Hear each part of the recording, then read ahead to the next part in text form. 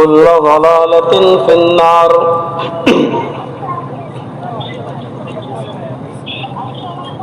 أعوذ بالله من الشيطان الرجيم. بسم الله الرحمن الرحيم.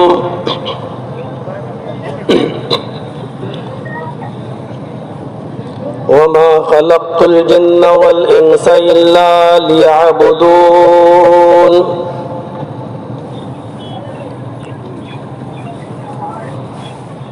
رب اشرح لي صدري ويسر لي أمري واحلل عقدة من لساني يفقهوا قولي.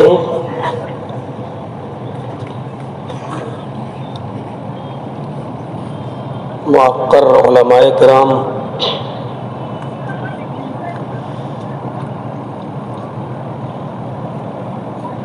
اجلاس کے ذمہ داران،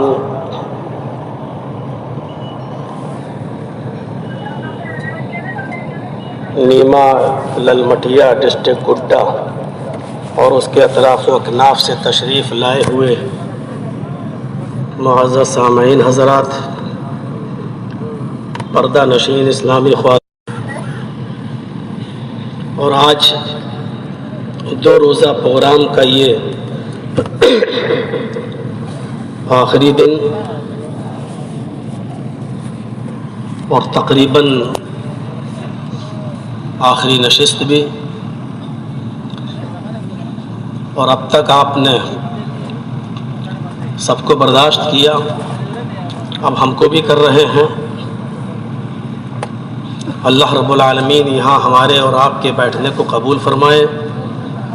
جو باتیں کہی گئی ہیں اور کہی جا رہی ہیں، اللہ رب العالمین ہمیں ان پر عمل کرنے کی توفیق عطا فرمائے۔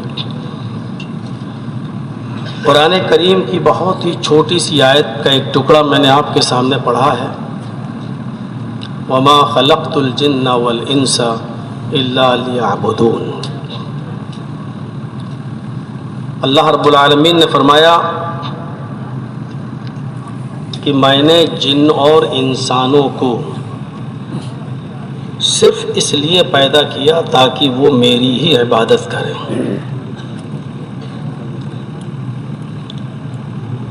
اصل مقصد عبادت ہے۔ دنیا میں ہم اور بھی کام کرتے ہیں، وہ اس کے ضمنی مقاصد تو ہو سکتے ہیں، لیکن اصل مقصد جو ہے وہ عبادت ہے۔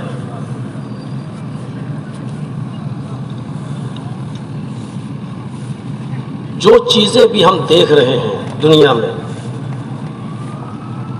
وہ بے مقصد نہیں ہے۔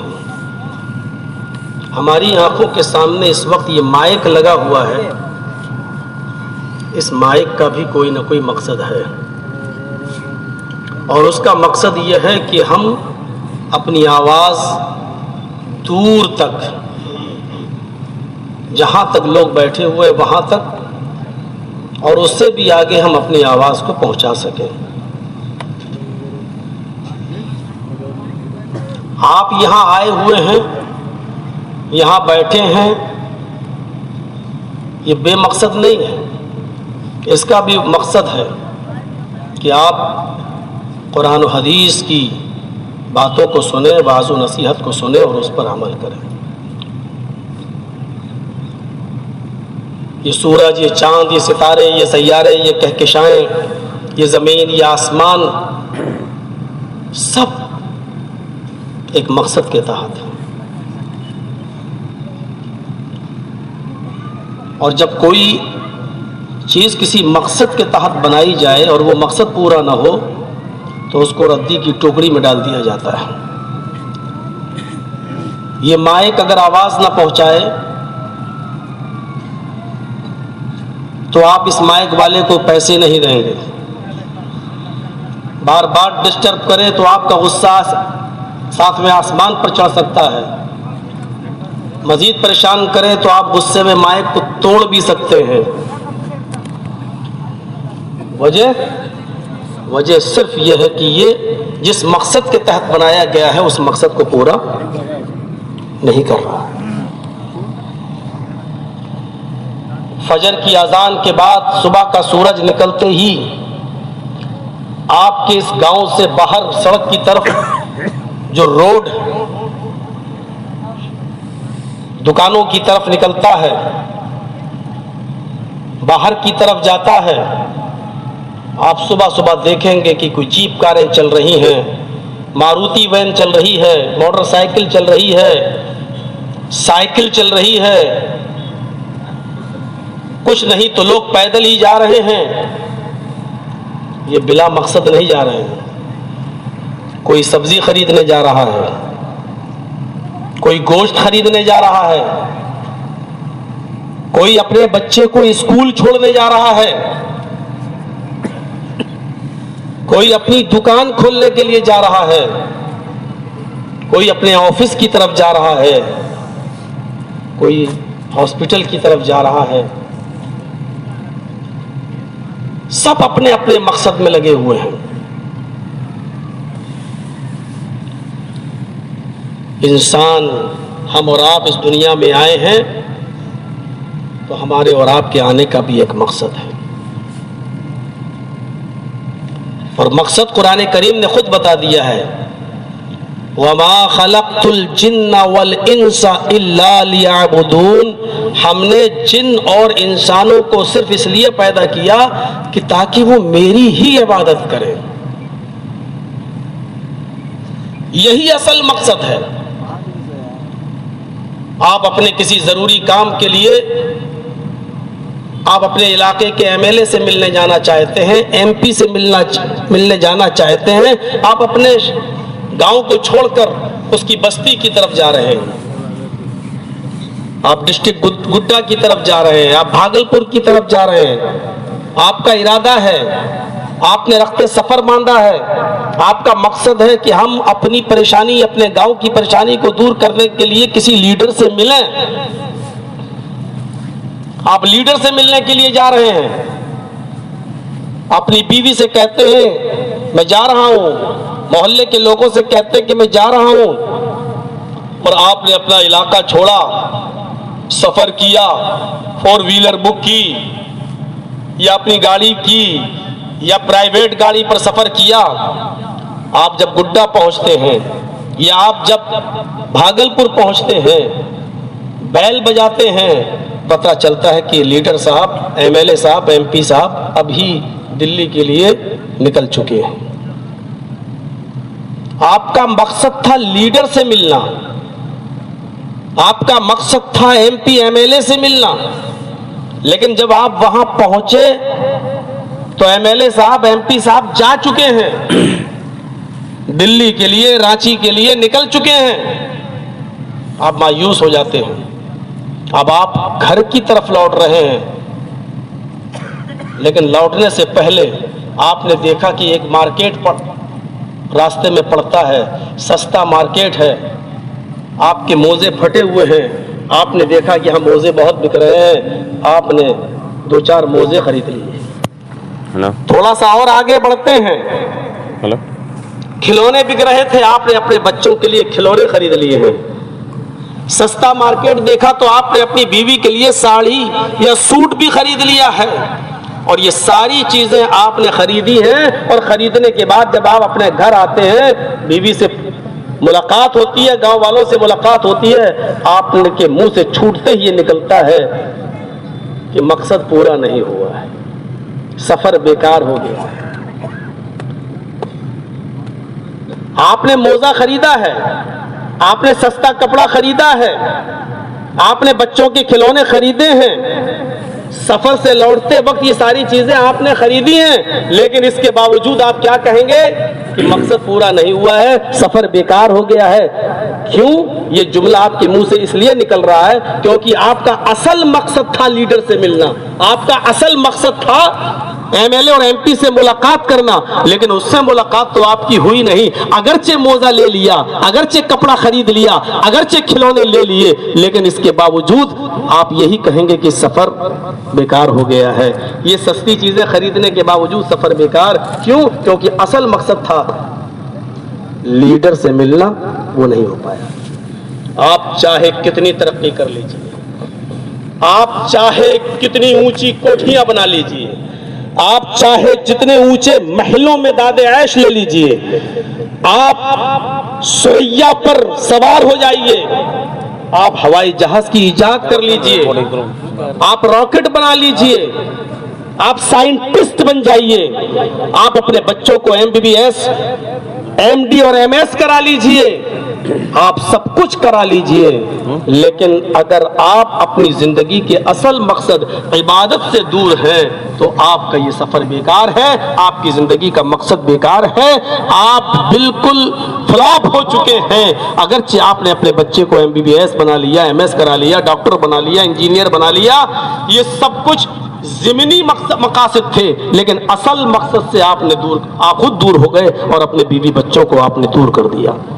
اسی لیے دنیا میں بدامنی ہے، اسی لیے دنیا میں بدامنی ہے۔ اور بدامنی کی وجہ کیا ہے؟ اگر آپ کسی لیڈر سے پوچھیں گے تو وہ اس کا ریزن کچھ اور بتائے گا۔ دنیا میں اس ہنگامہ آرائی کا ریزن اگر آپ کسی فلاسفر سے پوچھیں گے تو وہ اس کی وجہ کچھ اور بتائے گا۔ اگر آپ کسی کمیونسٹ سے پوچھیں گے کہ دنیا میں یہ ہنگامہ آرائی کیوں ہے، یہ بدامنی کیوں ہے، شانتی کیوں نہیں ہے، ایک دوسرے کا دشمن کیوں ہے، تو وہ کمیونسٹ اس کا ریزن کچھ اور بتائے گا۔ آپ کسی لیڈر سے پوچھیں کہ یہ دنیا میں ہنگامہ آرائی کیوں ہے، یہ بدامنی کیوں ہے، تو وہ کہے گا بڑھتی ہوئی آبادی اس کا ریزن ہے۔ 2 کے بجائے لوگ 10 بچے پیدا کر لیتے ہیں، بدامنی تو ہوگی۔ گاؤں میں 20 آدمیوں کے لیے اناج پیدا ہوتا ہے، 100 لوگ رہنے لگیں گے تو لڑائی تو ہوگی۔ بزنس اور کاروبار صرف 20 لوگوں کا ہے اور ہیں 100 لوگ، سب کو نوکری کہاں سے ملے، سب کو بزنس کہاں سے دیا جائے، تو بدامنی تو ہوگی۔ لوگ چوری کریں گے، ڈاکہ ڈالیں گے، بدامنی تو ہوگی۔ اگر آپ اس بدامنی کا ریزن، اس بدامنی اور اشانتی کا کارن اگر آپ لیڈر سے پوچھیں گے تو کہے گا کہ بڑھتی ہوئی آبادی۔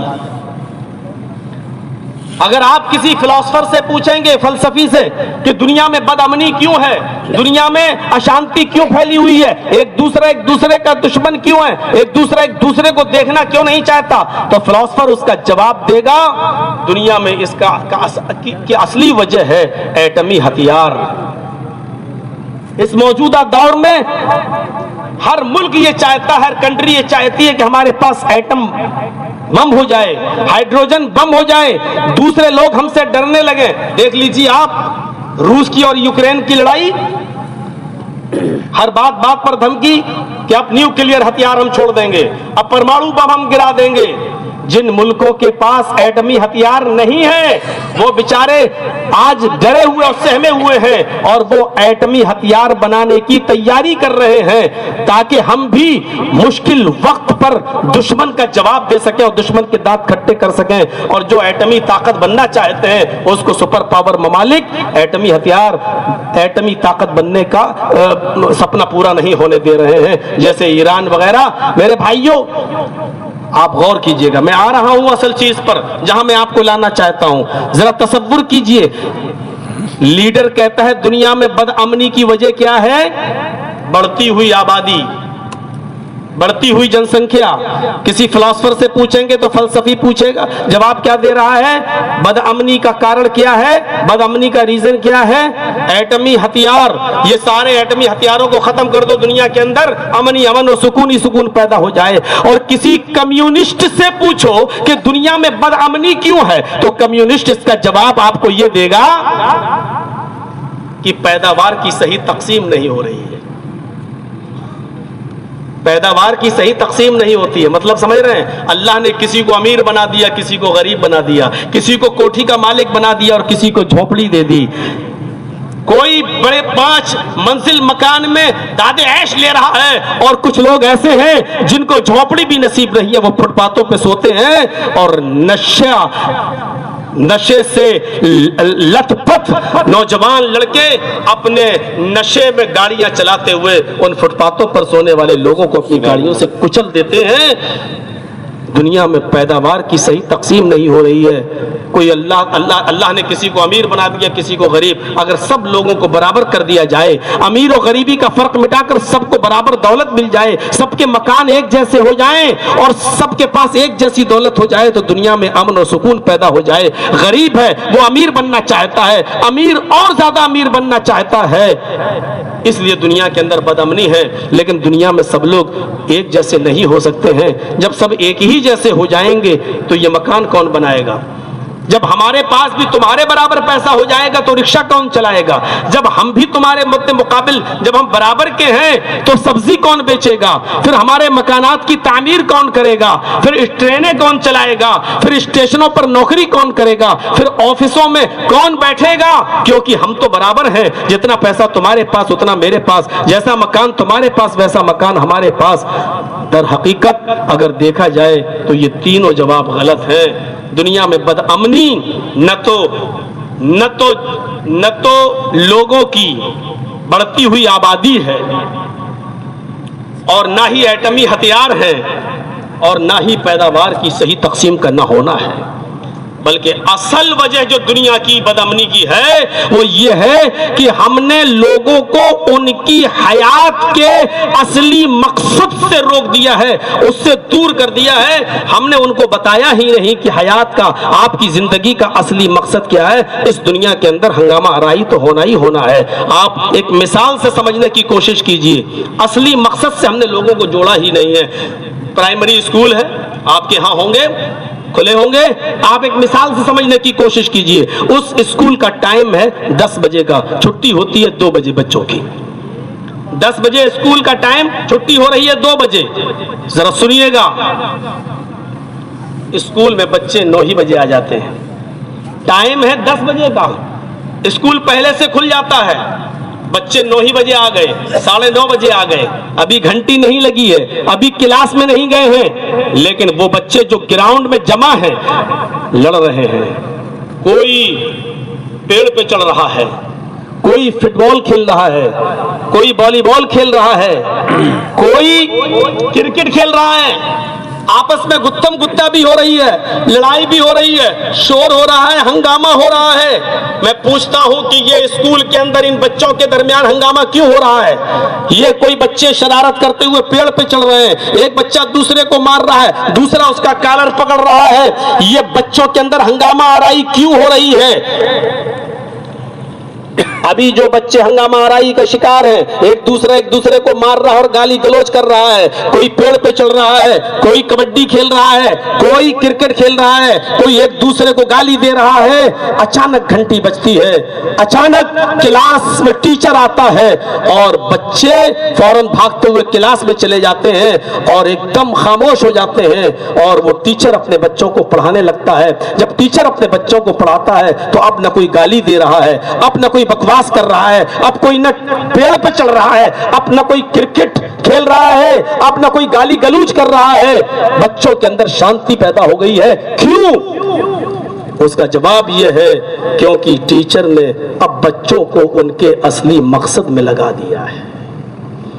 جب تک یہ لوگ اپنے اصلی مقصد میں لگے نہیں تھے تب تک ہنگامہ آرائی کا شکار تھے, اور جب اصل مقصد سے جوڑ دیا ہے تو شانتی ہو گئی, سکون ہو گیا, اور آپس میں وہ خاموشی کے ساتھ پڑھنے لگے. کوئی میتھ پڑھ رہا ہے, کوئی سائنس پڑھ رہا ہے, کوئی انگلش گرامر پڑھ رہا ہے. شانتی ہو گئی. اور شانتی کی اصل وجہ کیا ہے؟ ہم نے ان کو اصلی مقصد سے جوڑ دیا ہے.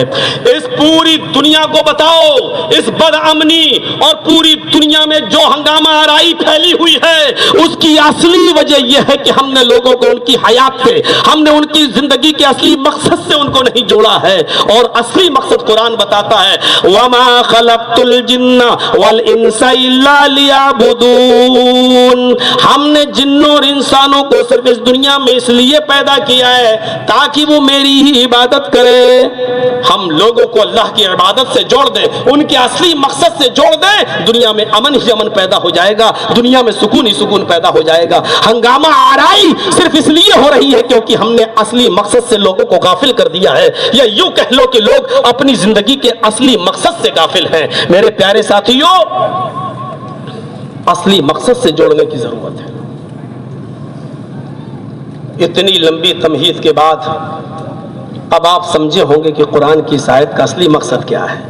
وما خلقت الجن والانس الا لیعبدون. کتنی چھوٹی سی آیت کا ٹکڑا ہے، لیکن اب آپ سمجھنے کی کوشش کریے کہ دنیا میں یہ جو پھیلی ہوئی ہے بدامنی اور اشانتی، یہ کیسے دور ہوگی جب ہم لوگوں کو ان کی زندگی کے اصل مقصد سے جوڑ دیں گے کہ تم پیدا کیوں ہوئے ہو. پھر میں کہہ رہا ہوں، میں یہ نہیں کہہ رہا ہوں کہ آپ بس نمازی پڑھتے رہیے اور تسبیح گھماتے رہیے اور مسجد کے اندر بیٹھے رہیے اور جنگل کے اندر جا کے سبحان اللہ کی رٹ لگائیے. میں یہ نہیں کہہ رہا ہوں. آپ کو محنت بھی کرنا پڑے گی، بیوی بچوں کے لیے آپ کو کھیت بھی جوتنا پڑے گا، رکشہ بھی چلانا پڑے گا، اپنا علاقہ چھوڑ کر دلی کے اندر مزدوری بھی کرنا پڑے گی، بامبے بھی جانا پڑے گا، آپ کو کپڑا بھی سلنا پڑے گا، آپ کو اپنے بیوی بچوں کا پیٹ پالنے کے لیے اور اپنے بچوں کی اعلیٰ تعلیم کے لیے محنت بھی کرنا پڑے گی. لیکن اس چیز کو بھی ہم عبادت کا نام دیتے ہیں. یہ بھی عبادت ہے. اپنے بیوی اور بچوں کے لیے محنت کرنا بھی عبادت کا ایک حصہ ہے. میرے بھائیوں، اللہ کے نبی تو یہاں تک فرماتے ہیں کہ پیار و محبت میں اگر کھانے کا ایک لقمہ، روٹی کا ایک لقمہ اٹھا کر اگر آپ اپنی بیوی کے منہ میں ڈال دیتے ہیں تو یہ بھی ثواب ہے، یہ بھی عبادت ہے. عبادت کا معاملہ بڑا وسیع ہے، عبادت کا معیار بڑا وسیع ہے. عبادت صرف 2 رکعت پڑھنے کا نام نہیں ہے. عبادت صرف ظہر کی نماز میں 4 رکعت اور 4 رکعت میں 8 سجدے کر لینے کا نام نہیں ہے.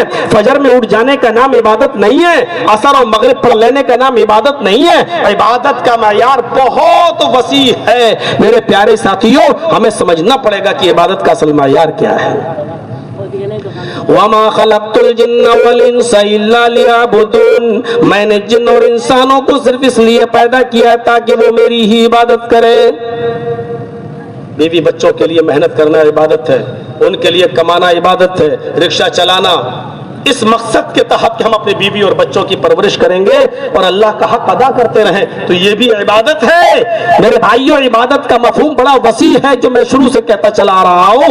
اس بات کو سمجھنے کی کوشش کرو. یہ الگ بات ہے کہ ان عبادیات میں افضل عبادت نماز ہے، یہ ایک الگ معاملہ ہے. اپنے آپ کو اللہ کے سامنے سرنڈر کرنا، اس کے سامنے جھکنا، یہ افضل عبادت ہے. یہ افضل عبادت ہے اور اس کو ہمیں اور آپ کو سمجھنا پڑے گا. اور یہ افضل عبادت جو نماز ہے یہ کوئی معمولی چیز بھی نہیں ہے. اور 5 وقت کی نماز جماعت کے ساتھ پڑھنا یہ کوئی معمولی کام بھی نہیں ہے. اس بات کو بھی آپ ذہن نشین کر لیجئے. یہ کوئی معمولی کام بھی نہیں ہے. قرآن اگر آپ پڑھیں گے تو اس کو بڑا مشکل کام قرار دیا ہے، بڑا مشکل. وَإِنَّهَا لَكَبِيرَةٌ إِلَّا عَلَى الْخَاشِعِينَ الَّذِينَ يَظُنُّونَ أَنَّهُمْ مُلَاقُو رَبِّهِمْ وَأَنَّهُمْ إِلَيْهِ رَاجِعُونَ. اس قرآن کی آیت کے پہلے لفظ پر غور کریں. وَإِنَّهَا لَكَبِيرَةٌ، بہت مشکل اور بہت بڑا کام ہے. 5 وقت کی نماز پڑھنا بڑا مشکل کام ہے. کن لوگوں کے لیے مشکل نہیں ہے وہ اللہ نے آگے بتا دیا ہے، لیکن ہر انسان کے لیے مشکل نہیں، ایسا نہیں.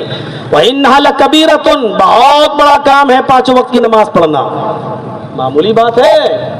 آپ سونے کی دکان پر بیٹھے ہوئے ہو، سنہار ہیں آپ، اور آپ جس شادی کا جو سودا کر رہے ہیں، سونا بیچنے کا، گولڈ بیچنے کا، اس میں آپ کو 1 لاکھ روپے کی پروفٹ ہونے والی ہے. اور اسی وقت اذان کی آواز آ رہی ہے، حی علی الصلاۃ.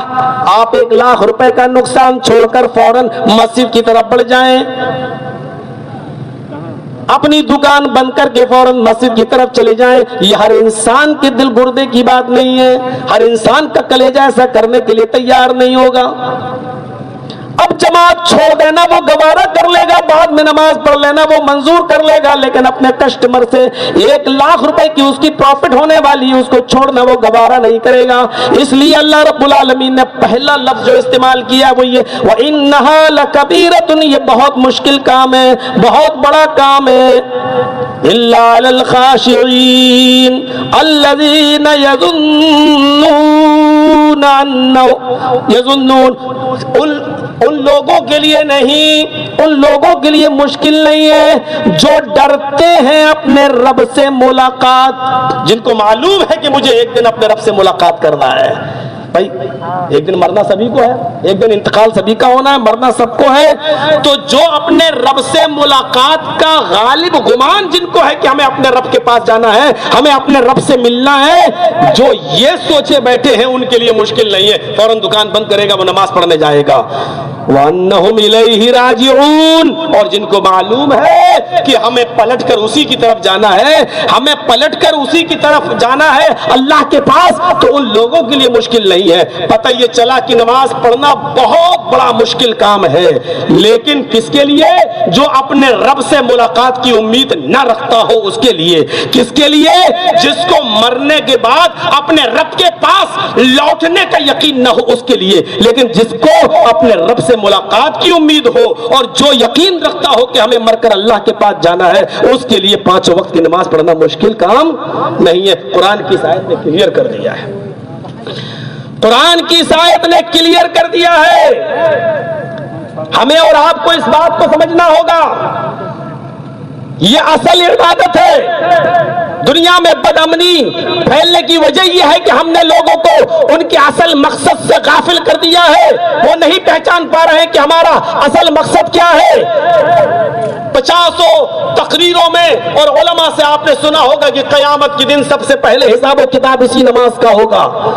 ہر سال جلسے ہوتے ہیں، ہر سال پروگرام ہوتے ہیں، لیکن جلسوں کے بعد آپ رزلٹ دیکھ سکتے ہیں، ابھی یہ جلسہ ختم ہے ہوگا، یہ ٹھاٹے مارتا ہوا یہ لوگوں کی بھیڑ، یہ ابھی جو یہاں سے جائے گی فجر میں، آپ کی مسجدیں آپ کو بتا دیں گی کہ اس جلسے کا کتنا اثر ہوا ہے۔ اول ما یحاسب بہ العبد یوم القیامہ الصلاۃ، سب سے پہلے جو قیامت کے دن حساب و کتاب ہوگا وہ نماز کا ہوگا۔ وہ قیامت کا دن تصور کریں، وہ قیامت کا دن سورج 1 میل کے فاصلے پر ہوگا۔ تکون الشمس یوم القیامت کمقدار میل، 1 میل کے فاصلے پر پسینے سے انسان شرابور، اور اس دن سب سے پہلا سوال نماز کا، لوگوں کی زبانیں گونگی ہوں گی، بڑے بڑے متقی و پرہیزگار اور تقدس کا دامن اوڑھے ہوئے لوگ، چادریں اوڑھے ہوئے لوگ قیامت کے دن ننگے ہوں گے۔ قیامت کے دن ان کی کلئی کھل گئی ہوگی کہ وہ کس دل سے نماز پڑھتے تھے، ان کے دلوں میں کتنا ریا اور کتنی نمود تھی، ان کے دلوں میں وہ کتنا دکھاوے کی عبادتیں کرتے تھے۔ بڑے بڑے انصاف کرنے والے وہ لوگ جو انصاف کی کرسیوں پر بیٹھ کر لوگوں کی قسمتوں کے فیصلے کرتے تھے، کیڑے اور مکوڑوں کی طرح ان کی حیثیت ہوگی، کیڑے اور مکوڑوں کی طرح ان کی حیثیت ہوگی۔ بڑے بڑے چرب زبان لوگ جو اپنی چرب زبانی سے، اپنی زبان کے زیادہ بولنے اور لفاظی سے جو غلط کو سچ اور سچ کو غلط ثابت کر دیتے تھے، ایسی ایسی دلیلیں دیتے تھے کہ جھوٹ کو سچ اور سچ کو جھوٹ ثابت کر دے، ایسے لوگوں کو آپ دیکھیں گے کہ ان کی زبانوں میں تالے پڑے ہوئے ہیں، اور ایسے موقع پر سب سے پہلا سوال اللہ رب العالمین کی طرف سے ہوگا نماز۔ یہی اصل مقصد ہے زندگی کا، ہم اس سے دور نہیں جا سکتے ہیں، ہم اس سے بھاگ نہیں سکتے ہیں۔ پورا قرآن پڑھ جائیے، آئیے آج قرآن کی آیتیں سن لیجئے، پورا قرآن پڑھ جائیے۔ یہ صرف آپ ہی کے اوپر فرض نہیں ہے نماز، دنیا میں جتنے بھی انبیاء کرام آئے، جتنے بھی پیغمبر آئے، جتنے بھی رسول آئے، اللہ رب العالمین نے ہر نبی کو نماز کا حکم دیا تھا۔ پڑھیے آپ، زکریا علیہ السلام کے بارے میں قرآن کیا کہتا ہے، مریم علیہ السلام کے بارے میں قرآن کیا کہتا ہے، لقمان علیہ السلام کے بارے میں قرآن کیا کہتا ہے، ابراہیم علیہ السلام کے بارے میں قرآن کیا کہتا ہے، اسماعیل علیہ السلام کے بارے میں قرآن کیا کہتا ہے، موسیٰ علیہ السلام کے بارے میں قرآن کیا کہتا ہے، عیسیٰ علیہ السلام کے بارے میں قرآن کیا کہتا ہے، زکریا علیہ السلام کے بارے میں قرآن کہتا ہے وَنَادَتْهُ الْمَلَائِكَةُ وَهُوَ قَائِمٌ يُصَلِّي فِي الْمِحْرَابِ، جب فرشتوں نے ان کو پکارا، فرشتوں نے ان کو آواز دی، اس وقت وہ کھڑے تھے محراب کے اندر اور نماز پڑھ رہے تھے۔ یہ زکریا علیہ السلام کی صفت بتائی جا رہی ہے قرآن کے اندر۔ آئے مسلمان مسلمانوں یہ نماز صرف تمہارے اوپر فرض نہیں کی گئی، صرف محمد رسول اللہ نے اپنی امت کے اوپر یہ نماز فرض نہیں کی، یہ نماز محمد رسول اللہ سے پہلے آنے والے نبیوں کے اوپر بھی فرض تھی۔ حضرت زکریا علیہ السلام کے بارے میں قرآن نے صاف لفظوں میں کہا ہے وَنَادَتْهُ الْمَلَائِكَةُ وَهُوَ قَائِمٌ يُصَلِّي فِي الْمِحْرَابِ، وہ محراب کے اندر تھے، کھڑے تھے اور کھڑے ہو کر وہ نماز پڑھ رہے تھے۔ فرشتوں نے جب ان کو پکارا، فرشتوں نے جب ان کو آواز دی تو اس وقت وہ محراب کے اندر نماز میں تھے، یعنی نماز وہ بھی پڑھ رہے تھے۔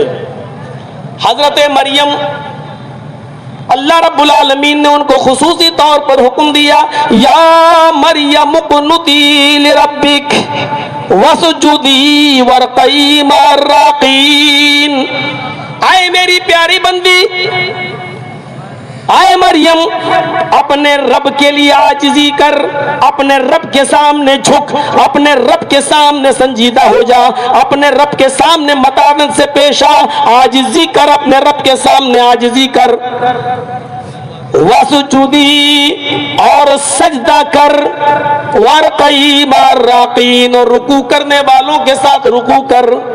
یہ مریم علیہ السلام کو اللہ کا، مریم علیہ السلام کو اللہ رب العالمین کا حکم ہے، اور خصوصی طور پر اللہ خود مریم سے کہہ رہا ہے یا مریم اقنتی لربک، اے مریم اپنے رب کے سامنے عاجزی کر، اپنے رب کے سامنے سنجیدہ ہو جا، سجدہ کر اور رکوع کرنے والوں کے ساتھ رکوع کر۔ حضرت لقمان علیہ السلام کی زندگی پڑھیے، اپنے بیٹے کو انہوں نے مختلف مراحل میں مختلف طریقے سے سمجھایا۔ کبھی کہا یا بنی لا تشرک باللہ، اے میرے بیٹے اللہ کے ساتھ کسی کو شریک مت کرنا، ان الشرک لظلم عظیم، شرک بہت بڑا ظلم ہے۔ کبھی اپنے بیٹے کو نصیحت کی تو یوں کہا یا بنی اقم الصلاۃ، اے میرے بیٹے نماز کو ہر حال میں قائم کرتے رہنا، نماز کو ہر حال میں پڑھتے رہنا، نماز کسی بھی حال میں معاف نہیں ہے۔ میرے پیارے ساتھیوں، فرمایا یا بنی اقم الصلاۃ، اے میرے بیٹے نماز قائم کرتے رہنا، نماز پڑھتے رہنا۔ ہم اندازہ لگائیں اللہ رب العالمین قرآن کریم کے اندر یہ تمام نبیوں کے بارے میں بتلا رہا ہے کہ ہم نے ان لوگوں کے اوپر بھی نماز فرض کی تھی۔ جہاں تک ابراہیم علیہ السلام کا معاملہ ہے تو کل جو میں نے خطاب کیا تھا اس میں یہ آیت پڑھی تھی، آج پھر میں اس کو دوہرا رہا ہوں۔ اللہ رب العالمین نے یہ نماز ابراہیم علیہ السلام پر بھی فرض کی تھی، اور جب ابراہیم علیہ السلام نے اپنی بیوی کو اور اپنے شیرخوار بچے کو جب بیت اللہ کے پاس، خانہ کعبہ کے پاس، اللہ کے گھر کے پاس جب چھوڑا تھا، بیاب و گیاہ وادی میں چھوڑا تھا، سنسان جگہ پہ چھوڑا تھا، اور چھوڑنے کے بعد جب گئے تو کیا کہا ربنا انی اسکنت من ذریتی بواد غیر ذی زرع عند بیتک المحرم لیقیموا الصلاۃ، اے ہمارے پروردگار، اے ہمارے رب، ہم نے اپنی ذریت کو، ہم نے اپنی اولاد کو، ہم نے اپنے بیوی بچوں کو ایک ایسی سنسان جگہ پہ چھوڑا ہے جو غیر مانوس ہے، جو غیر آشنا ہے، جہاں کوئی نہیں ہے، جہاں ایک چڑیا کا وجود بھی نہیں ہے۔ چڑیا بھی ایسی جگہ پر گھونسلے بناتی ہیں جہاں پانی ان کو آسانی سے مل جائے، یہاں تو دور دور تک پانی کا پتہ نہیں ہے۔ الہ العالمین انی اسکنت من ذریتی بواد غیر ذی زرع، ہم نے غیر مانوس جگہ پر اپنی ذریت کو، اپنے بیٹے کو، اپنی بیوی کو چھوڑا ہے، عند بیتک المحرم، تیرے احترام والے گھر کے پاس، تیرے باعزت گھر کے پاس، اور اس جگہ پر میں نے اس لیے چھوڑا ہے لیقیموا الصلاۃ، تاکہ وہ نماز پڑھ سکے، تاکہ وہ نماز قائم کر سکے۔ سب جلسے بیکار، سارے اجلاس بیکار، اگر ان جلسوں میں ہم لوگوں کو نماز سے نہیں جوڑ سکے، اصل عبادت سے نہیں جوڑ سکے۔ مقصد کیا ہے؟ ہم افضل عبادت سے ہی غافل ہیں، ہم سب سے افضل عبادت سے دور ہیں۔ بد امنی تو پھیلے گی، اشانتی تو ہوگی، خود اپنے گھر کے اندر بد امنی پھیلے گی، پورے ملک کے اندر تو چھوڑو، اپنے گھر کے اندر بھی آپ امن و سکون کے ساتھ نہیں رہ سکتے اگر زندگی کے اصل مقصد سے اگر آپ دور ہو گئے۔ یہی ابراہیم علیہ السلام ہے۔ دوسری جگہ کہتے ہیں رب اجعلنی مقیم الصلاۃ ومن ذریتی ربنا وتقبل دعا. اے اللہ مجھے بھی اور میری ذریت کو، میری آل و اولاد کو نماز قائم کرنے والا بنا دے. رب اجعلنی مقیم الصلاۃ، اے اللہ مجھے نماز قائم کرنے والا بنا دے. ومن ذریتی، اور میرے بیوی بچوں کو بھی، میری اولاد کو بھی نماز قائم کرنے والا بنا دے. ربنا وتقبل دعا، اے ہمارے رب ہماری اس دعا کو تو قبول فرما لے. نماز کے لیے کتنا زور دیا جا رہا ہے، نماز کے لیے کتنا زور. یہی ابراہیم علیہ السلام ہے جو بار بار کہا کرتے تھے کہ ان صلاتی و نسکی و محیای و مماتی للہ رب العالمین. اے اللہ میری نماز، میری قربانی، میری زندگی اور میری موت صرف اللہ رب العالمین کے لیے ہے.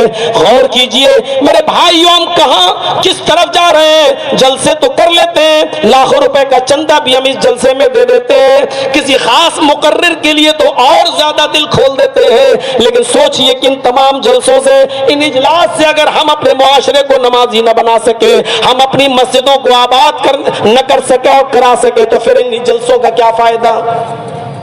ابراہیم علیہ السلام کی اس دعا کے بعد آئیے ذرا اسماعیل علیہ السلام کے بارے میں پڑھتے. قرآن کیا کہتا ہے؟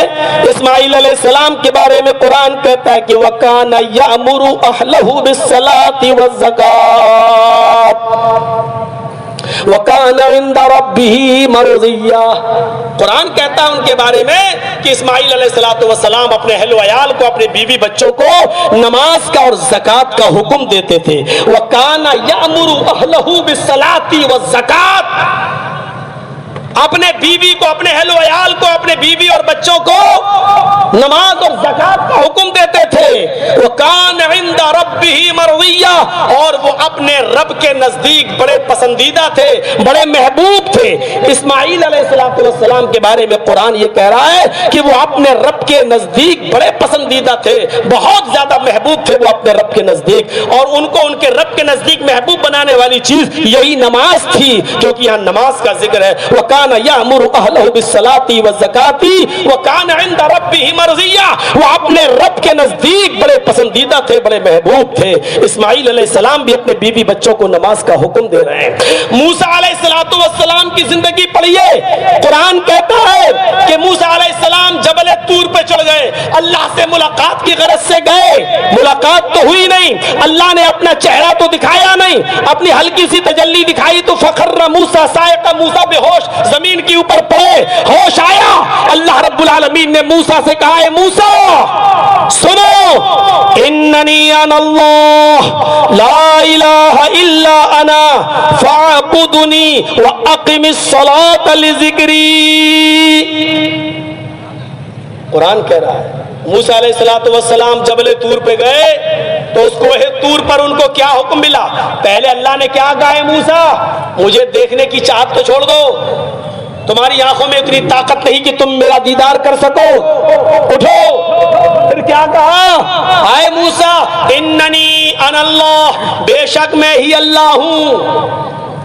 اللہ نے کیا کہا؟ بے شک میں ہی اللہ ہوں. لا الہ الا انا، میرے علاوہ کوئی معبود نہیں ہے، میرے علاوہ کوئی معبود نہیں ہے. لا الہ الا انا، میرے علاوہ کوئی معبود نہیں ہے. اور پھر اللہ نے کیا حکم دیا؟ فاعبدنی، میری عبادت کرو. اے موسیٰ تم صرف میری ہی عبادت کرو. واقم الصلاۃ لذکری، اور میری یاد کے لیے نماز قائم کرو. میرے ذکر کے لیے، میری یاد کے لیے نماز قائم کرو. میرے ذکر کے لیے، میری یاد کے لیے نماز قائم کرو. حضرت موسیٰ علیہ السلام کو اللہ رب العالمین نے یہ حکم دیا ہے کہ میری یاد کے لیے نماز قائم کرو. میں بتانا یہ چاہتا ہوں کہ ہر نبی کو، جتنے بھی نبی اس دنیا میں آئے، ہر نبی کو اللہ رب العالمین نے نماز کا حکم دیا۔ عیسیٰ علیہ السلام کے بارے میں اور جان لو، عیسیٰ علیہ السلام کے بارے میں، عیسیٰ علیہ السلام ابھی چھوٹے سے بچے تھے اور ان کی ماں مریم نے بغیر شوہر کے ان کو پیدا کیا۔ شادی کے بعد جس طرح میاں بیوی بنتے ہیں اور پھر دونوں کے ملاپ کے بعد بچہ پیدا ہوتا ہے، حضرت مریم نے بغیر شوہر کے بچہ پیدا کیا۔ اس لیے آوازیں تو کسے جانا تھے، الزام تو لگنا تھا، ہنگامہ تو ہونا تھا۔ ایک عورت شادی سے پہلے بغیر شوہر کے کوئی بچہ پیدا کر دے اور سماج چپ رہے، سماج خاموش رہے، کبھی ایسا ہو سکتا ہے؟ کبھی ایسا ہو سکتا ہے؟ ارے آج کے دور میں ہمارے ہاں، ہمارے گاؤں سے، ہمارے شہر سے، ہمارے محلے سے اگر کوئی لڑکی موبائل پر اکیلے بات کرتے ہوئے چلی جائے تو لوگ اس کے بارے میں سوچنے لگتے ہیں کہ پتہ نہیں کس سے اتنی لمبی بات کرتی ہوئی جا رہی ہے۔ وہ یہ نہیں سوچ سکتے کہ وہ اپنی ماں سے بھی بات کر سکتی ہے، ہو سکتا ہے کہ وہ اپنے بھائی سے بات کر رہی ہو سکتا ہے کہ وہ اپنے باپ سے بات کر رہی ہو، لیکن ہمارا تصور اتنی سی بات پر یہاں پہنچ جاتا ہے کہ پتہ نہیں اکیلی جا رہی ہے، پتہ نہیں کس لڑکے سے بات کرتے ہوئے اور کس سے بات کرتی ہوئی جا رہی ہے۔ تو میرے بھائیو، یہ تصورات کی زندگی میں ایسا ہوتا ہے، ایک دوسرے کے خلاف بدگمانیاں پیدا ہوتی ہیں۔ اسی لیے قرآن نے کہا یا ایھا الذین آمنوا اجتنبوا کثیرا من الظن، اے ایمان والو بہت زیادہ بدگمانی کرنے سے بچو، بہت زیادہ لوگوں کے بارے میں برے خیالات اپنے دل میں نہ لایا کرو۔ ان بعض جو بدگمانیاں ہوتی ہیں وہ انسان کو گناہگار بنا دیتی ہیں۔ ان بعض الظن اسم، بعض بدگمانیاں بہت بڑا گناہگار بنا دیتی ہے۔ جب عیسیٰ علیہ السلام پیدا ہوئے تو ایک گروہ مریم کے پاس آیا، اے مریم یہ کیا ہوا، یہ بچہ کہاں سے آ گیا؟ ارے تیری تو شادی نہیں ہوئی، تو نے یہ بچہ کہاں سے پیدا کر دیا؟ مریم جواب دے۔ سوال ان کا مشکوک تھا، سوال میں شکایت تھی، مریم جواب دو۔ گویا کہ وہ یہ کہنا چاہتے ہیں کہ تم بدچلن ہو، یہ بچہ کس کا ہے؟ نعوذ باللہ، تم بدچلن ہو، یہ بچہ کس کا؟ وہ جواب اس کا مانگنا چاہ رہے تھے کہ یہ بتاؤ کہ بچہ کس کا ہے، لیکن پوچھ یہ رہے تھے کہ یہ ہوا کیسے ایسا؟ تم نے تو کسی مرد کو چھوا ہی نہیں ہے جیسا کہ تم کہہ رہی ہو، تو پھر یہ بچہ کہاں سے آیا؟ حضرت مریم نے کچھ نہیں کہا، صرف اس بچے کی طرف اشارہ کر دیا اور کہا جاؤ اس سے بات کرو، جاؤ اسی سے گفتگو کرو، اسی سے پوچھ لو کہ تمہارا باپ کون ہے، اسی سے پوچھ لو۔ ارے ہم سے کیا پوچھتے ہو، یہ بچہ پیدا ہوا اسی کے پاس جاؤ۔ جب مریم نے کہا کہ اس سے پوچھو تو وہ جماعت، وہ گروہ جو الزام لگا رہی تھی ابھی مریم کے اوپر، وہ کہتی ہے مریم تمہارا دماغ خراب ہے؟ اے عیسیٰ کی ماں، اے زکریا کی سرپرستی میں پلی ہوئی مریم، تیرا دماغ خراب ہے؟ تو اس بچے سے بات کرنے کے لیے ہم سے کہہ رہی ہے اس بچے سے میں بات کروں؟ کیف نکلم من کان فی المہد صبیا، اے مریم تو اس بچے سے کہتی ہے کہ بات کرو؟ یہ بچہ کیا بولے گا؟ یہ ہم سے کیا کلام کرے گا؟ جو بچہ پالنے میں جھول رہا ہو، جو چسنی لگاؤ تو دودھ پیتا ہو، جو شیر خوار بچہ ہو، اس بچے سے ہم کیسے کلام کر سکتے ہیں؟ اور وہ بچہ ہماری بات کو کیسے سمجھ سکتا ہے؟ کیف نکلم من کان فی المہد صبیا، اس بچے سے ہم کیسے کلام کریں گے جو ابھی گہوارے میں، جو ابھی پالنے کے اندر جھول رہا ہے؟ میں اس بچے سے کیسے ہم اس سے بات کر سکتے ہیں؟ اور وہ بچہ ہماری بات کا کیا جواب دے گا؟ اس بچے نے سن لیا، عیسیٰ علیہ السلام نے جو بھی چھوٹے ہیں سن لیا، اسی گہوارے سے، اسی مہد سے، اسی جھولے سے وہ جواب دیتے ہیں ادھر آؤ۔ چھوٹا سا بچہ کیا جواب دیتا؟ قرآن گواہ ہے، انی عبداللہ، میری ماں کے اوپر الزام مت لگاؤ، میری ماں کو غلط نظروں سے مت دیکھو، میری ماں نے کوئی غلط کام نہیں کیا۔ آئے میری ماں سے الٹے سیدھے سوال کرنے والے، انی عبداللہ، میں اللہ کا بندہ ہوں. عیسیٰ علیہ السلام جو بھی بچے ہیں وہ جواب دے رہے ہیں انی عبد اللہ, میں اللہ کا بندہ ہوں. اتانی الکتاب وجعلنی نبیا وجعلنی مبارکا اینما کنت واوصانی بالصلاۃ والزکاۃ ما دمت حیا. یہ چھوٹے سے بچے نے جواب دیا یہ قرآن اٹھا کر پڑھو اور دیکھو, قرآن اٹھا کر پڑھو اور دیکھو. چھوٹا سا بچہ جو جواب دے رہا وہ کیا ہے؟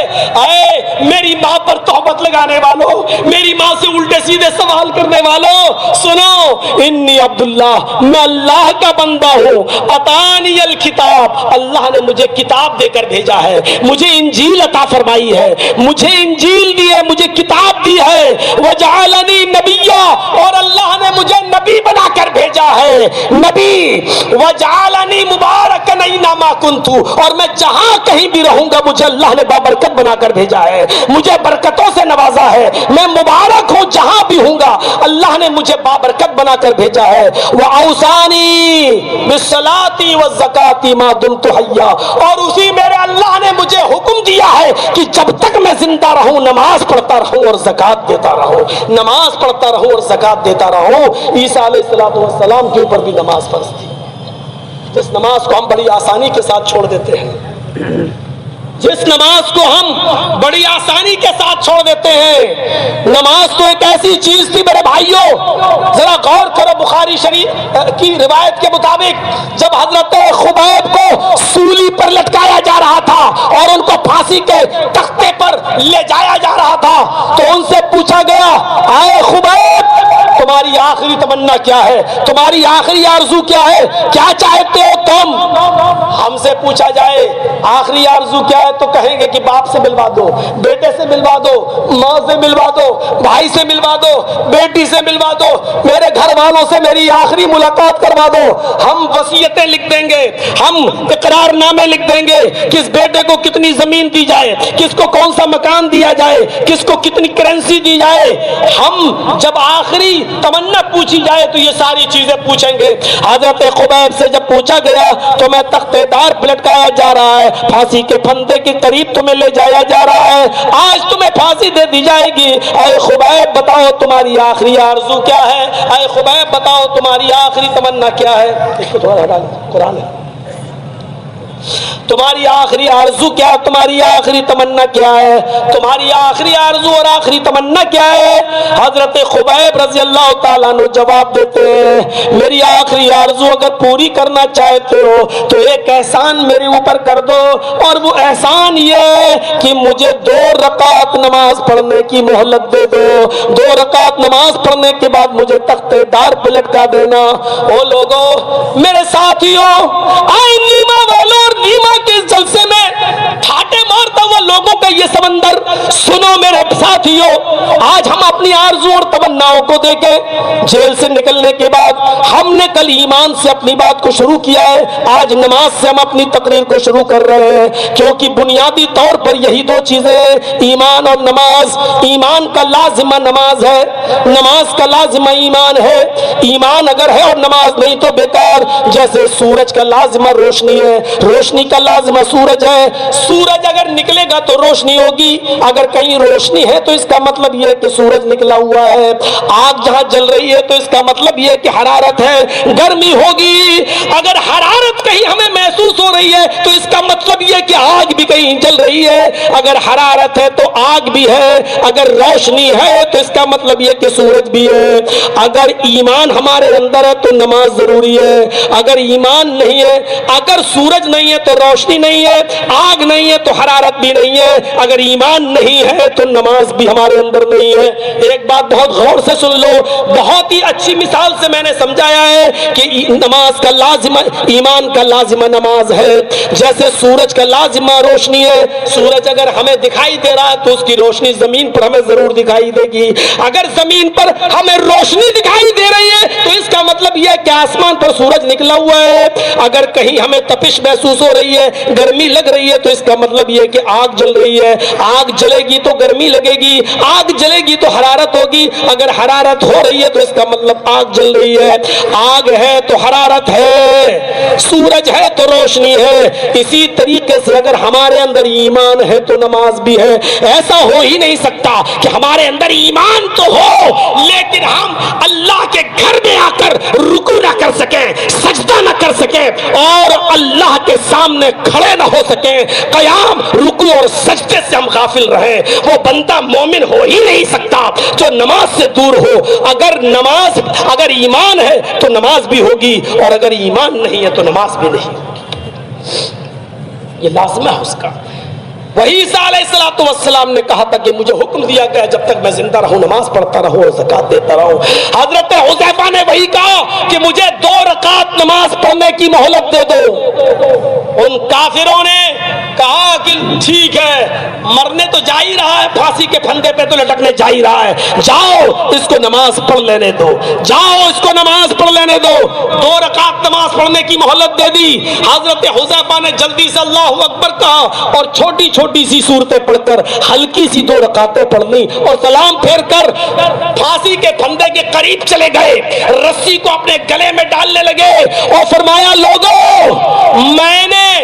میں نے ہلکی رکعت اس لیے پڑھی ہے, 2 رکعت مختصر اس لیے پڑھی ہے تاکہ تم یہ نہ سمجھو کہ خبیب موت کے ڈر سے نماز لمبی کر رہا ہے, موت کے ڈر سے نماز لمبی کر رہا ہے. بتانا یہ چاہتا ہوں کہ جب نماز سے پیار ہو جائے اور محبت کسی کو ہو جائے تو آخری وقت میں بھی وہ اپنے گھر والوں سے نہیں ملنا چاہتا ہے, وہ چاہتا ہے کہ اب تو رب سے ملاقات کا وقت ہے تو کیوں نہ اس سے کچھ گفتگو کر لیں.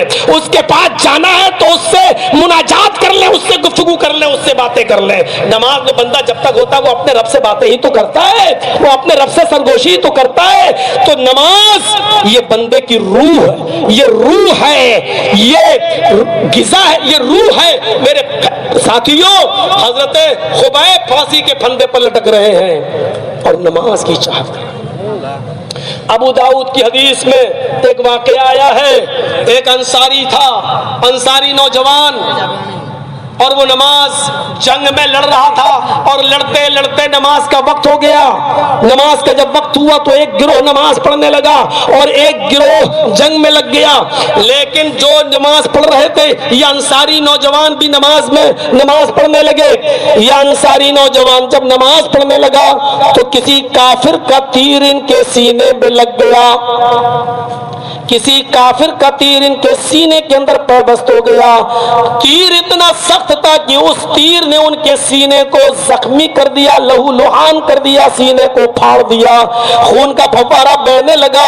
ایسی پوزیشن میں بھی وہ نماز پڑھتے رہے. جب سلام پھیرتے اور ایک صحابی کی نظر جب اس انصاری نوجوان پر پڑتی ہے, اس انصاری پر پڑتی ہے تو وہ دوڑتا ہوا آتا اور کہتا ہے اے نوجوان, اگر تمہیں تیر ہی لگ گیا تھا اور اس تیر نے تمہاری پسلیوں کو چیر دیا, تمہارے سینے کو چیر دیا, سینے کو چیرتے ہوئے تمہارے پار نکل گیا, تمہارا سینہ چاک ہو گیا اور تم لہو لہان ہو گئے, زخمی ہو گئے. ایسی پوزیشن میں چلانے کا تمہیں حق تھا, چیخ سکتے تھے, مجھے آواز دے سکتے تھے, میں تمہاری مدد کے لیے آ جاتا. اس انصاری نوجوان کا جواب یہ تھا میں اپنے رب سے گفتگو کر رہا تھا, میں اپنے رب سے مناجات کر رہا تھا, میں اپنے رب سے ایسی میٹھی گفتگو کر رہا تھا کہ اس میں اتنا منہمک ہو گیا کہ تیر لگنے کی تکلیف ہی مجھے نہیں ہوئی.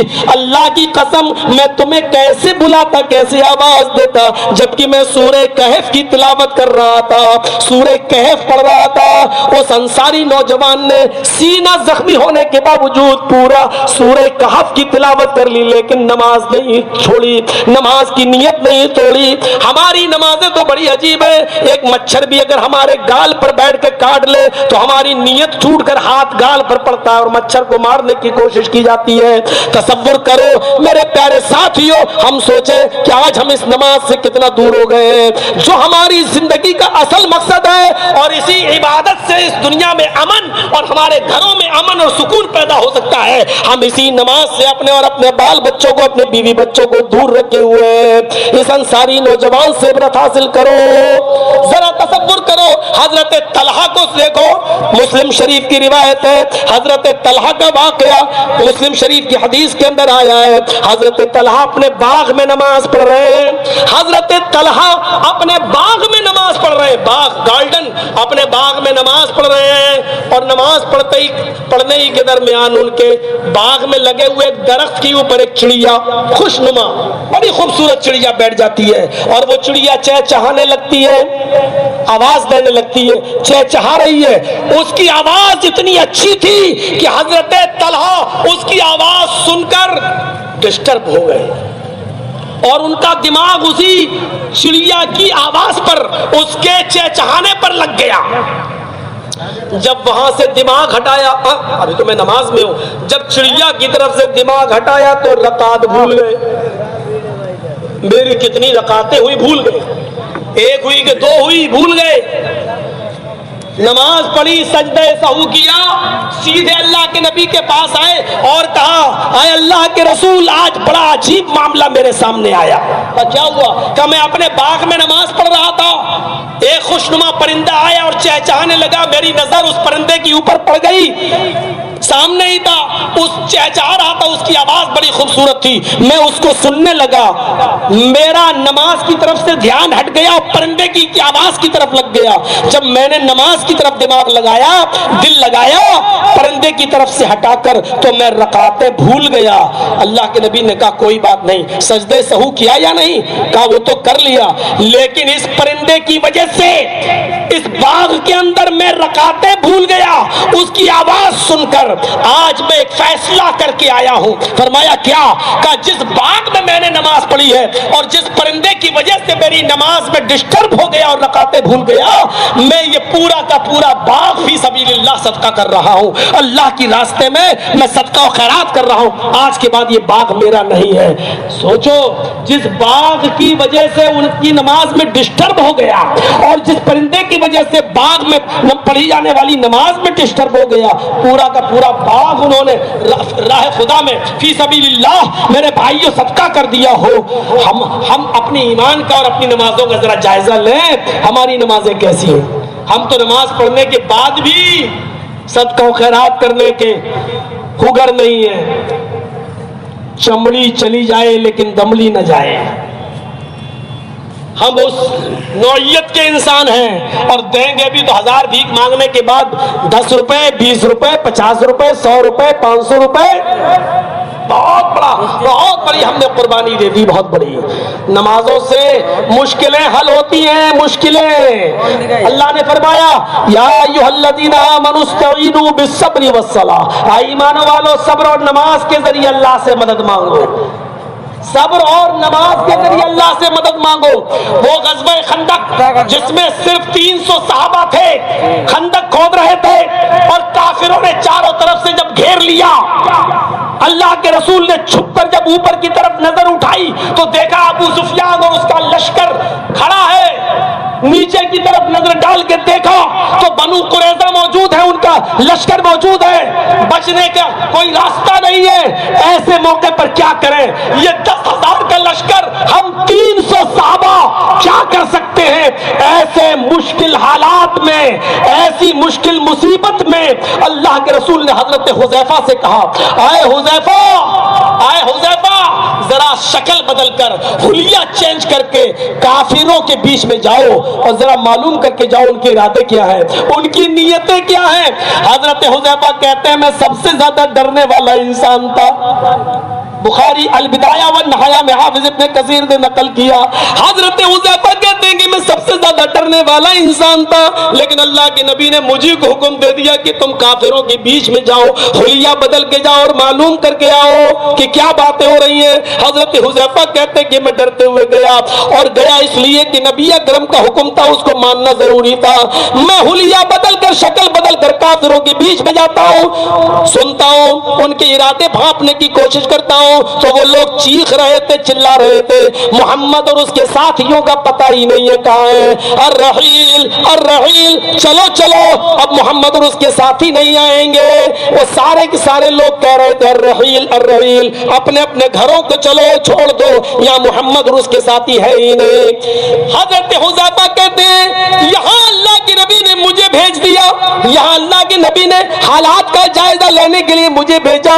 جب میں حالات کا جائزہ لے کر اللہ کے نبی کے پاس گیا تو میں نے دیکھا محمد رسول اللہ کو کہ آپ نماز کے لیے کھڑے ہیں، آپ کی آنکھوں سے آنسو بہ رہے ہیں، اور نماز کے اندر ان 10,000 کافروں کے لشکر سے کیسے بچا جائے اور اپنے 300 صحابہ کو کیسے بچایا جائے اس کی دعائیں کر رہے ہیں۔ یعنی مشکلیں جب انسان کے سامنے آتی ہیں، جب حالات اتنے نازک ہوتے ہیں تو نماز کا سہارا لینا چاہیے، نماز کی طرف آنا چاہیے، نماز پڑھنا چاہیے۔ آپ کو معلوم ہوگا حضرت ابراہیم علیہ السلام جب اپنی بیوی سارہ کو لے کر جب نکلتے ہیں تو ایک ظالم بادشاہ کی نظر ان کی بیوی کے اوپر پڑتی ہے اور بدنیتی ان کے ساتھ کرتا ہے، اس کا ہاتھ پکڑنے کی کوشش کرتا ہے، ان کو اپنے کمرے میں لے جاتا ہے۔ حضرت ابراہیم علیہ السلام الگ ہیں، ان کی بیوی کو الگ لے جایا گیا، اور اس ظالم بادشاہ نے سارہ کی طرف ہاتھ بڑھایا، لیکن حضرت سارہ نے دعا کی تھی کہ اللہ مجھے اس ظالم بادشاہ کے ظلم سے بچا لے، تو وہ ہاتھ وہاں تک بڑھتا نہیں تھا، رک جاتا تھا۔ 3 مرتبہ حضرت سارہ نے دعا کی اور اس ظالم بادشاہ کا ہاتھ 3 مرتبہ صحیح ہوا، 4تھی مرتبہ اس نے چھوڑ دیا اور ہاجرہ کو بھی اس نے دے دیا کہ جاؤ یہ ہماری طرف سے گفٹ ہے، حضرت ابراہیم کے لیے ایک لونڈی ہے، جائیں اس کو لیتے جائیں۔ حضرت حاجرہ کا حضرت سارہ کا بیان ہے جب ظالم بادشاہ نے میرے ہاتھ کو پکڑ کر میرے ساتھ غلط کام کرنا چاہا تو اس کا ہاتھ میرے ہاتھ کی طرف نہیں بڑھ پاتا تھا، شل پڑ جاتا تھا۔ 3 مرتبہ میں نے اس کے لیے دعا کی، 3 مرتبہ اس کا ہاتھ صحیح ہوا، پھر 4تھی مرتبہ اس نے چھوڑ دیا۔ میں اس مصیبت میں تھا، میں اس مصیبت میں تھی کہ کہیں یہ میری عزت و آبرو کے ساتھ کھلواڑ نہ کر لے۔ جب میں لوٹ کر اپنے شوہر ابراہیم کے پاس آئی تو میں نے ابراہیم کو دیکھا، بخاری شریف کی روایت، میں نے ابراہیم علیہ السلام کو اپنے شوہر کو دیکھا جب میں لوٹ کر ان کے پاس آئی کہ وہ نماز پڑھ رہے تھے اور میری حفاظت کی دعا اس نماز میں کر رہے تھے کہ اللہ میری بیوی کو ظالم بادشاہ سے محفوظ فرما لے، میری بیوی کو اسے حفاظت فرما۔ نماز مشکلوں کا حل ہے، یہاں مشکلوں کا حل لوگ جانے کہاں ڈھونڈتے ہیں اور کن کن کو مشکل کشا بنائے پھرتے ہیں۔ اللہ تعالیٰ تو کہہ رہا ہے یا ایھا الذین آمنوا استعینوا بالصبر والصلاۃ، اے ایمان والو صبر اور نماز کے ذریعے تم اللہ سے مدد مانگو۔ اس ماں کا واقعہ سنا ہے حضرت جریج کا، مسلم شریف کی حدیث پڑھیے، جریج نماز میں ان کی ماں آواز دیتی ہے جریج جریج، یہ نماز میں یا اللہ میں نماز پڑھوں یا اپنی ماں کی سنوں؟ پھر آواز آتی ہے جریج، اللہ میں نماز میں ہوں، اپنی ماں کی سنوں یا نماز پڑھوں؟ 3 مرتبہ ماں نے پکارا جریج جریج جریج، جب جریج نے نہیں سنا نماز پڑھتے رہے اور نماز جب تک پوری نہیں کر لی اپنی ماں کی نہیں سنی، یہاں جریج کی ماں بد دعا دے کے چلی گئی، اے اللہ جب تک یہ کسی بدبخت کسی زانیہ اور بدچلن عورت کا منہ نہ دیکھ لے اس کی موت نہ آئے۔ ماں نے بد دعا دی، ڈرو ماں کی بد دعا سے، ڈرو ماں کی بد دعا سے، ڈرو۔ ماں نے بد دعا دے دی، اے اللہ آج جریج نے میری آواز نہیں سنی، پتہ نہیں کہاں چلا گیا، اے اللہ جب تک یہ کسی زانیہ اور بدچلن آوارہ عورت کا منہ نہ دیکھ لے، یعنی کسی بدچلن عورت کے ساتھ زنا نہ کر لے، تب تک اس کو موت نہ آئے۔ کچھ دنوں کے بعد عجیب معاملہ پیش ہوتا ہے، ایک بدچلن عورت حضرت جریج کے پاس آتی ہے اور جریج سے کہتی ہے ادنو منی، میرے قریب آئیے، جریج سے کہتی ہے میرے قریب آئیے، جریج نے بھگایا، ہٹ چل، میں عبادت گزار 5 وقت کا نمازی، میں نمازی ہر وقت نماز پڑھنے والا انسان، اور تو ہماری عبادت کو بیکار کرنے کے لیے چلی آئی، ہٹ یہاں سے بھاگ۔ چونکہ وہ عورت بہت زیادہ آؤٹ آف کنٹرول تھی، اس کو ہر حال میں کسی مرد کی ضرورت تھی۔ جریج نے جب اس کو بھگا دیا تو وہ جنگل میں گئی اور جنگل کے ایک چرواہے کے ساتھ اس نے مکالمہ کر لیا۔ اس چرواہے کا حمل اس بدچلن عورت کے پیٹ میں رہ گیا. جب اس بدچلن عورت کے پیٹ سے بچہ پیدا ہوتا ہے تو لوگوں نے اس عورت سے پوچھا یہ کیا معاملہ ہے, تیری تو شادی نہیں ہوئی, یہ بچہ کہاں سے آیا؟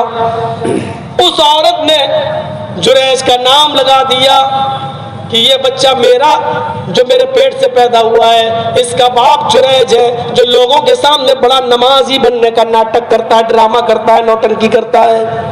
یہاں لوگ بڑے غصے میں جاتے ہی جریج کے عبادت خانے کو گرا دیا, اس کی جہاں عبادت کرتا تھا اس کمرے کو گرا دیا, جریج کو مارا پیٹا. جریج نے کہا کیا بات ہے, مجھے کیوں مار رہے ہو؟ کہا کہ نماز پڑھتے ہو, ڈرامہ کرتے ہو, لوگوں کے سامنے پارسا بنتے ہو, ہمارے سامنے نماز کا ڈھونگ کرتے ہو, اور ادھر زنا کرتے ہو اس بدچلن عورت کے ساتھ, اس کا بچہ پیدا ہوا ہے, اس بچے کے باپ تم ہو. جریج نے معاملے کی نزاکت کو دیکھا, فوراً وضو بنایا. مسلم شریف کی حدیث ہے, کھڑے ہوئے اور نماز پڑھنے لگے. نماز پڑھنے کے بعد انہوں نے سلام پھیرا اور اس بچے کے پاس گئے اور اس بچے کو ہلکے سے مارا اور کہا اے بچے بتاؤ ان لوگوں کو کہ تیرا باپ کون ہے؟ میں نے نماز پڑھنے کے بعد اللہ سے دعا کی ہے, آئے بچے بتا اس تیرا اصلی باپ کون ہے؟ اللہ نے اس چھوٹے سے بچے کو قوت گویائی دی اور اس بچے نے کہا میری ماں جھوٹ بول رہی ہے, میرا باپ جریج نہیں ہے, فلاں جنگل کا ایک چرواہا ہے, وہی چرواہا میرا باپ ہے, میری ماں نے اس چرواہے کے ساتھ منہ کالا کیا تھا. تب لوگوں کو بڑی شرمندگی ہوئی اور کہا جریج اب ہم تمہارا یہ عبادت گھر, عبادت خانہ ہم سونے کا بنا دیتے ہیں, گولڈ کا. جریج نے کہا نہیں, جیسا تھا ویسا ہی بنا دو, ہمیں سونے کی ضرورت نہیں ہے, عبادت کرنے کے لیے سونے کا محل ہونا ضروری نہیں ہے, جیسا پہلے تھا ویسا ہی بنا دو. لوگ شرمندہ ہوئے. میں بتانا یہ چاہتا کہ جریج کے اوپر کتنا بڑا الزام لگا کہ تم نماز کا ڈھونگ کرتے ہو, دینداری کا ڈھونگ کرتے ہو, اور یہ عورت کہہ رہی ہے کہ تم نے اس کے ساتھ زنا کیا اور یہ بچے کے باپ تم ہو. ایسی بڑی مصیبت میں جریج نے نماز پڑھی اور نماز میں دعا کی ہے. مسلم شریف کی حدیث کہتی ہے کہ نماز پڑھنے کے بعد اس بچے کو کچوکا لگایا, مارا اور کہا بچے بتاؤ تیرا اصلی باپ کون ہے؟ تب اس بچے کو قوت گویائی ملی. یا ایھا الذین آمنوا استعینوا بالصبر والصلاۃ, اے ایمانوں والو تم صبر اور نماز کے ذریعے اللہ سے مدد مانگو. مدد مانگنا چاہیے, یہی ذکر ہے میرے بھائیو نماز. اور قرآن کریم میں اکثر جہاں ذکر کا لفظ استعمال ہوا وہاں نمازی مراد ہے, نمازی مراد ہے. میرے بھائیو نماز قائم کیجئے, نماز پڑھیے. اور ذکر قرآن نے کہا ومن اعرض عن ذکری فإن له معیشۃ ضنکا, جو میرے ذکر سے یعنی نماز سے روگردانی کرے گا, اعراض کرے گا, ہم اس کی روزی کو تنگ کر دیں گے. آج جن کے کاروبار نہیں چل رہے ہیں, جن کی دکانیں نہیں چل رہی ہیں, جو آج میں روزی روٹی سے محروم بیٹھے ہوئے ہیں, جن کے گھروں میں فاقے پڑے ہوئے ہیں, آج وہ سب اپنے دلوں میں اپنے سینے کے گریبانوں کو چاک کر کے سوچیں کہ قرآن نے کہا ہے فَإِنَّ لَهُ مَعِيشَةً ضَنْكَا, اگر تم میرے ذکر سے منہ موڑو گے, روگردانی کرو گے تو ہم تمہاری روزی کو تنگ کر دیں گے. کہیں یہ نماز سے دوری کا نتیجہ تو نہیں ہے, کہیں ہم نے نماز تو نہیں چھوڑ رکھی ہے اسی لیے ہماری روزی تنگ تو نہیں ہے. فَإِنَّ لَهُ مَعِيشَةً ضَنْكَا. نماز اعراض کس کو کہتے ہیں؟ اعراض جانتے ہیں؟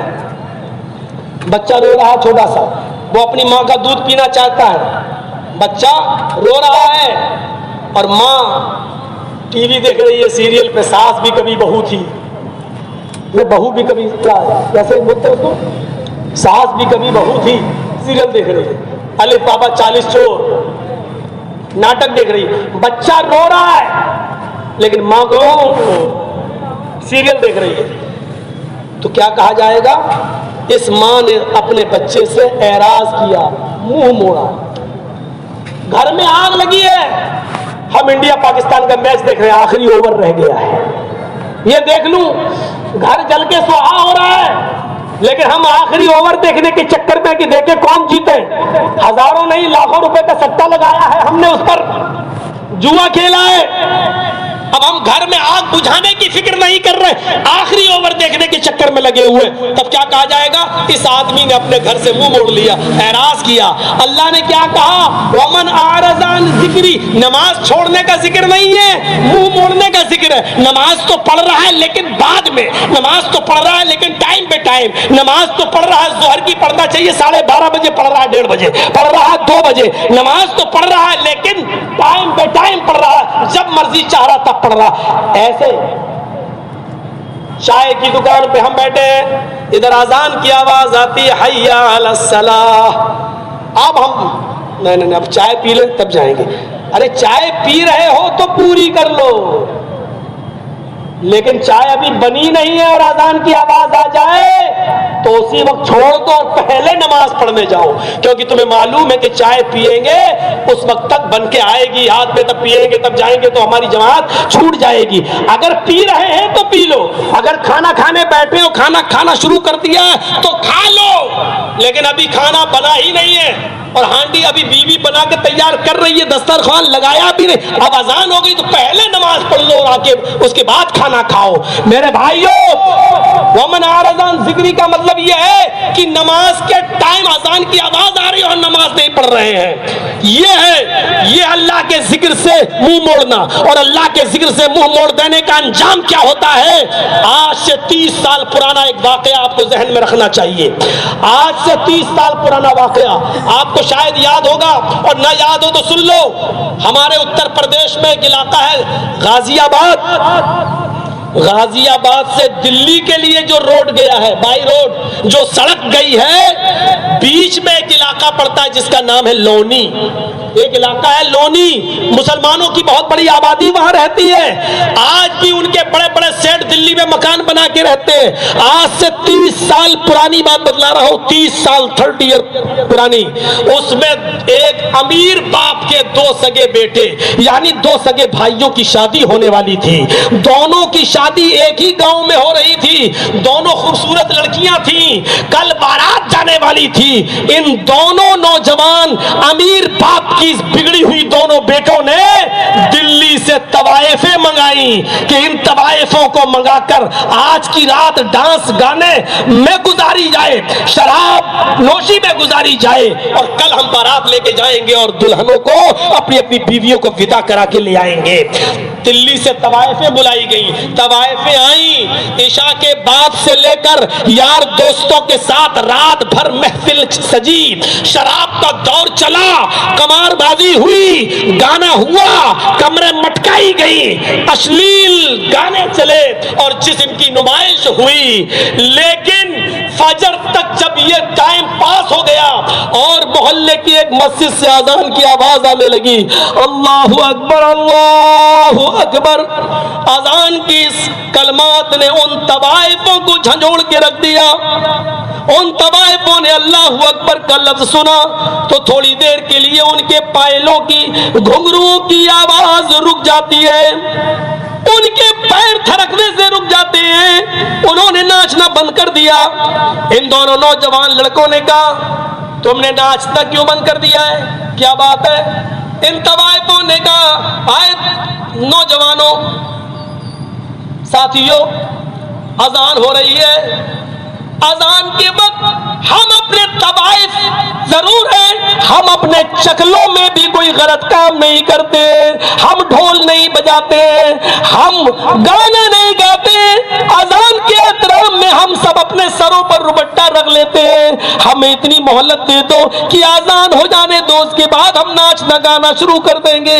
ان دونوں نوجوانوں نے کہا اذان تو دن بھر میں 5 مرتبہ ہوتی ہے، تم روز روز تو آتی نہیں ہو، اور ہم نے پیسہ صبح 7 بجے تک ناچ گانے کا طے کیا ہے، چلو ناچنا شروع کرو ورنہ تمہیں 1 روپیہ نہیں ملے گا۔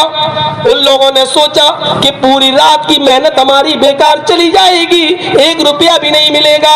ان دونوں نوجوانوں کے کہنے پر ان طوائفوں نے پھر ناچنا شروع کر دیا، انہوں نے پھر ڈھول پائلوں کی چھنکاریں بجنے لگی، گھنگروؤں کی آوازیں آنے لگی، اشلیل ڈانس ہونے لگے۔ صبح 7 بج گئے، 4 بجے شام کو بارات جانی تھی، 4 بجے شام کو بارات جانی تھی، ان طوائفوں نے کہا لے کر آئے ہو تو چھوڑنے بھی واپس چلو۔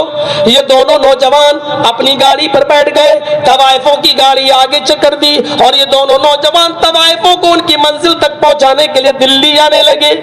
طوائفوں کی گاڑی آگے آگے چل رہی تھی، ان دونوں نوجوانوں کی گاڑی پیچھے پیچھے چل رہی تھی۔ صبح کا وقت تھا، رات بھر کا جاگا ہوا تھا ڈرائیور بھی، شراب کے نشے میں بھی دھت تھا۔ ادھر سے سامنے سے تیز رفتار ٹرک آ رہا تھا، اس تیز رفتار ٹرک سے ان دونوں امیر باپ کے بگڑے ہوئے نوجوان بیٹوں کی گاڑی اس ٹرک سے ٹکراتی ہے اور اتنی بری طرح ٹکراتی ہے کہ ان دونوں بھائیوں کی لاش پتہ نہیں چل رہی تھی کہ بڑا بھائی کون ہے چھوٹا بھائی کون ہے۔ شکلیں بالکل مسخ ہو چکی تھی، جسم بالکل کچل چکا تھا۔ پوسٹ مارٹم کرنے کے بعد گھر لایا گیا۔ اتفاق دیکھیے، ان کی مٹی بھی عصر کے بعد رکھی گئی۔ غور کرو، ابھی عصر کے بعد ان کی بارات جانا تھی،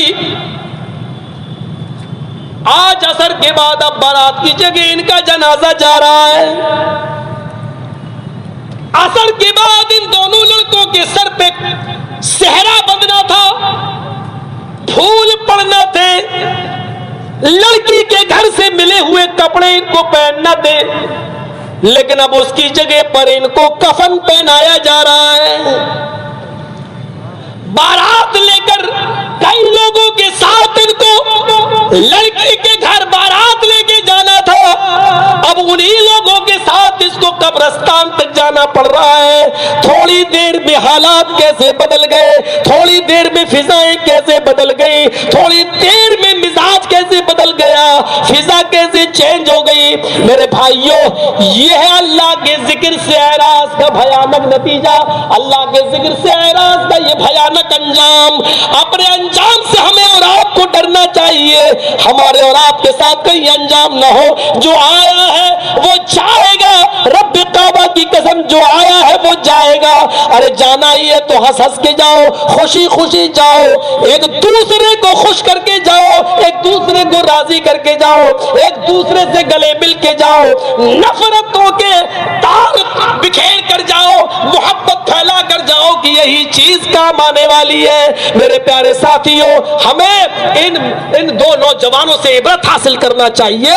وَمَنْ أَعْرَضَ عَنْ ذِكْرِي فَإِنَّ لَهُ مَعِيشَةً ضَنْكَا، جو میرے ذکر سے اعراض کرے گا ہم اس کی روزی کو تنگ کر دیں گے۔ 4:25 ہو چکے ہیں، 4:30 یا 35 پر فجر کا وقت ہے۔ تو میرے پیارے ساتھیوں، یہ آج عبادت کے موضوع پر اور ہماری زندگی کا مقصد کیا ہے اس دنیا میں آنے کا، اس موضوع پر جو آپ نے میرے خطاب کو سنا ہے، ہم دعا کرتے ہیں اللہ رب العالمین سے کہ بار الہ ہماری خطاؤں کو معاف فرما دے، ہمارے گناہوں کو بخش دے، ہم جمیع مسلمانوں کو اتفاق اور اتحاد کے ایک پلیٹ فارم پہ قائم فرما دے، جب تک زندہ رکھ اسلام پہ رکھنا، اور جب ہمارا خاتمہ ہو تو ایمان پر خاتمہ فرمانا۔